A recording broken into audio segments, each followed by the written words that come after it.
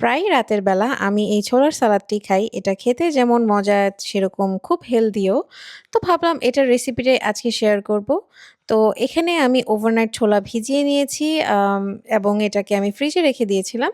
আর তারপর এটাকে এখন আমি সিদ্ধ করে নিব। আর সিদ্ধ করার জন্য পানির পরিমাণটা খুবই অল্প দিব যাতে মাখা, মাখা টাইপস হয় এবং লেগে না যায় এরকম। এবং সাথে লবণ ছাড়াও আরো অন্যান্য স্পাইসেসও হালকা দিব যেমন হলুদ, লবণ, আ ধইন্যা, জিরা, অল্প একটু মরিচের গুঁড়া এগুলো দিয়ে এরপর আমি এটাকে ইনস্ট্যান্ট পটে প্রেশার কুক করে নিব প্রায় ১৯ থেকে ২০ মিনিটের মতো।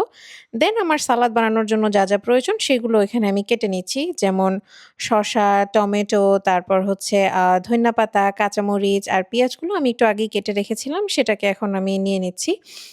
ইচ্ছে করলে এটাতে গাজরও ব্যবহার করা যেতে পারে। আমার আসলে দেওয়া হয়নি।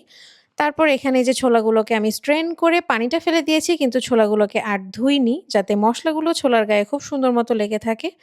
দেন আমার বানানো চাট মসলা, একটু বিট লবণ আর সরিষার তেল দিয়ে মেখে নিচ্ছি। এখানে কেউ সরিষার তেল এভয়েড করে আরো হেলথি করতে চাইলে অলিভ অয়েলও ব্যবহার করা যেতে পারে। আর এখানে প্রোটিন এড করার জন্য আমি একটু ডিম ভেঙেও দিয়ে দিব। তাহলে এটা আরো অনেক বেশি হেলথি হয়ে যায়। আর এইখানে এখন যেটা এড করছি এটা খুবই আনহেলথি ভার্সন। এটা আমি এখানে একটু চানাচুর এড করছিলাম যাতে একটু ক্রাঞ্চি হয়।